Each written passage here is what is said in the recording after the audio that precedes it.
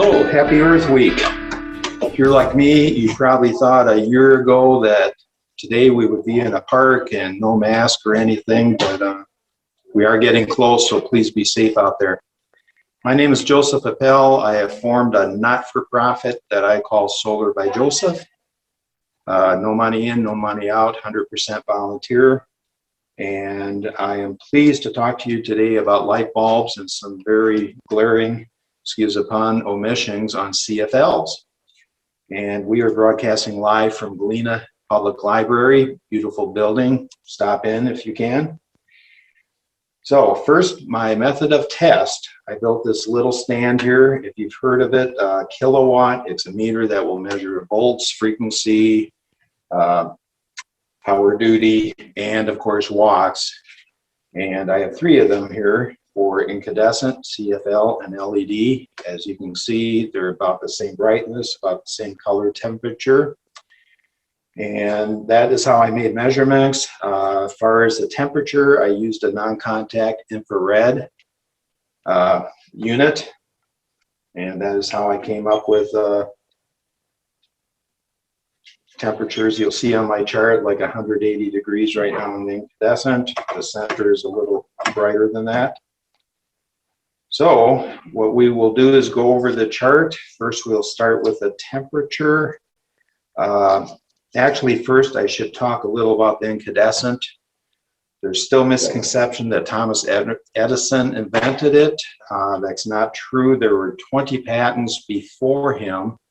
His was 1880. Clear back 1800 was a guy called Volta, V-O-L-T-A. They, of course, dropped the A, and that is the unit of measurement now called the volt.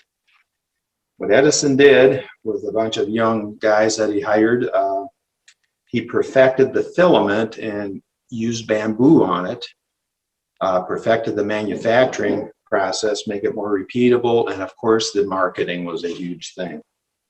So I refer to this as a vintage light bulb. So let's switch over to the chart. And the first row we see is temperature. The LED runs at 101 degrees. The CFL I measured 170, incandescent 197, and I have measured as high as 220. Why that is important is heat represents wasted electricity.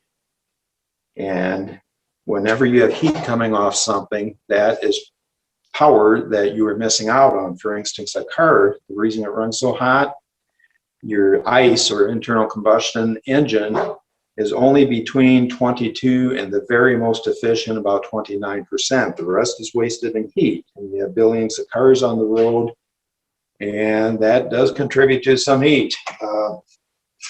The LED, of course, is the most efficient. The CFL and especially the incandescent can burn you. You want to keep little Johnny's fingers away from the incandescent especially. As far as what I measured, the LED was drawing 6.3 watts, the CFL 12 watts, and the incandescent 56 watts.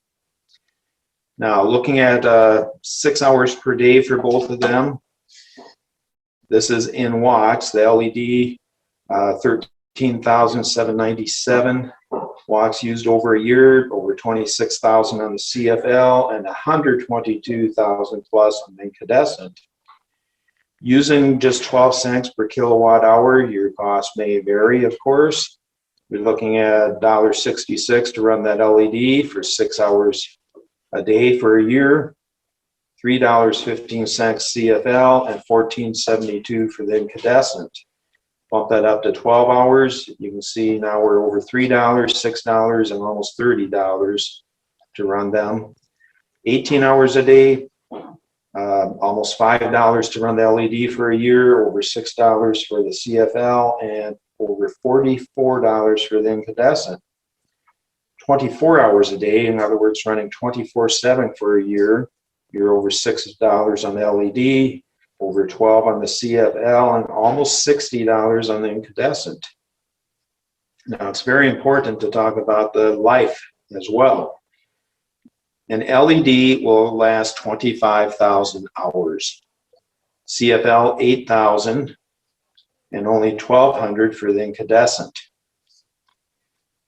That is important because of how often you have to change them, and if you're just changing them yourself in a residential application, or if it's commercial or industrial where you might have to call maintenance and it might be more than 6 feet above the ground, then OSHA gets involved, and you can be looking at $70 an hour to have light bulb changed in those cases.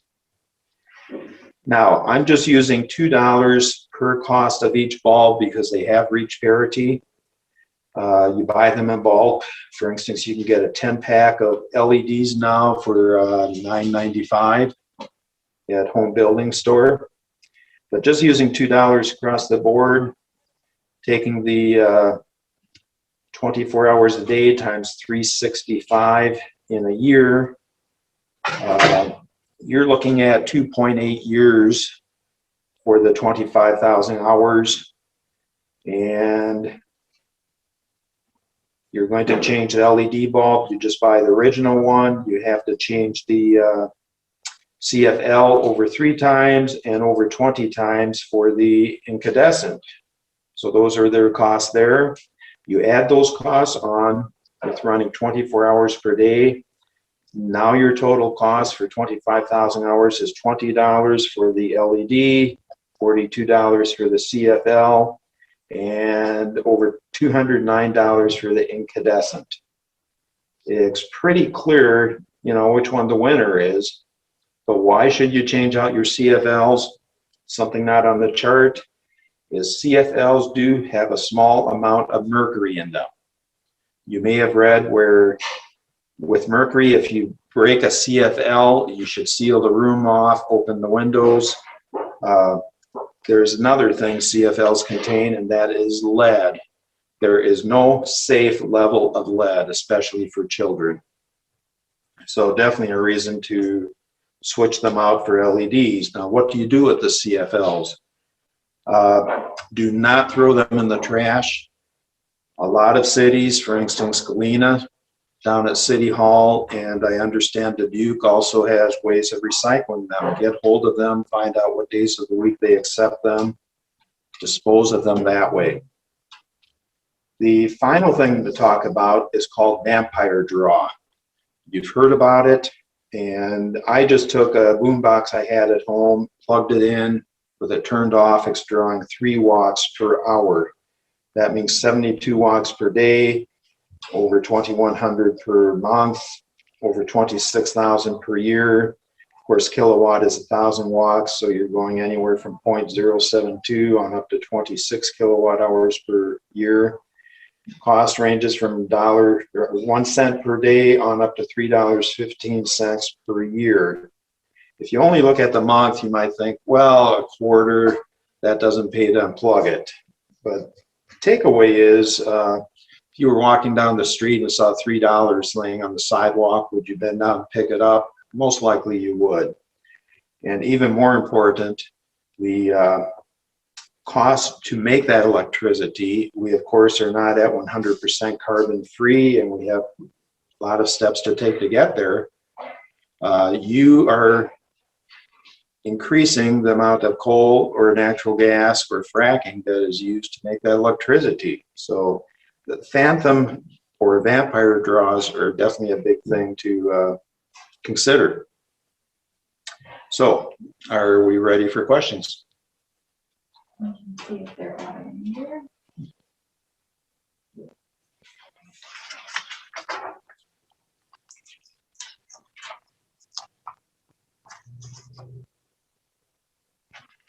And I will shut this display down because we're. I'm not getting any questions. Okay. So if there's anything else you'd like to talk about, you can do that, or we can stop. Okay. I will definitely mention refrigerators. And just because you buy an Energy Star refrigerator does not mean that you have LEDs in it. I bought one 8 years ago and I was very disappointed. They had 2 incandescent bulbs in the fridge and 1 in the freezer. They're 40 watts each. Now, keep in mind that only 10% of the electricity you put into the incandescent comes out in light. The other 90% comes out in heat. So you're paying to cool the refrigerator. You open the door. Now you quickly heat up the bulb, and you're paying to heat the fridge. Then when you close it, you're paying to cool that back down again. That, plus they don't last that long. You can easily go to these hardware stores or Wally World and you can buy LEDs that will work. If you have the dimming where you open the door and the light comes on and slowly gets brighter, just buy a bulb that says dimmable. Also look for something that's going to be 3000 K in temperature. That would be the light you saw here. That'll give you more of a warm. If you get over 3000 K, especially 5000 K, that's going to give you the shop light type look or the industrial warehouse type look. And you don't want that, especially not in your living room. So that is one thing you can do. You can also buy LED replacements for your automobile. Dome lights, in some cases your tail light. You know, check into that. They will come on faster. Just be careful. Your turn signals, you have to buy load resistors to fool it into thinking it has incandescent. Otherwise, it's going to flash way too bright to be usable. Shop lights, they do have more efficient LED, or excuse me, fluorescent ones. Definitely look for a T8 or T5, not the big fat T12s. You can get a T5 now that puts out the same 40 watt light equivalent, but only draws like 28 watts. So that's a huge savings if you have a garage with light fixtures in it. The other way to go is now they do have LED replacements for those bulbs. Problem is, unless you feel comfortable opening it up and cutting the ballast out, which compact fluorescents need, that steps up the voltage so it will ignite the gas in that tube. Unless you feel comfortable doing that and taking your hot and neutral wire right to the terminals where the bulb goes in, then you have to get an electrician to do it. And frankly, it's cheaper just to buy the new fixture because you can get them with the LED bulb in. I've seen them on sale, farm type stores or home improvement or the big box discount stores for around $20.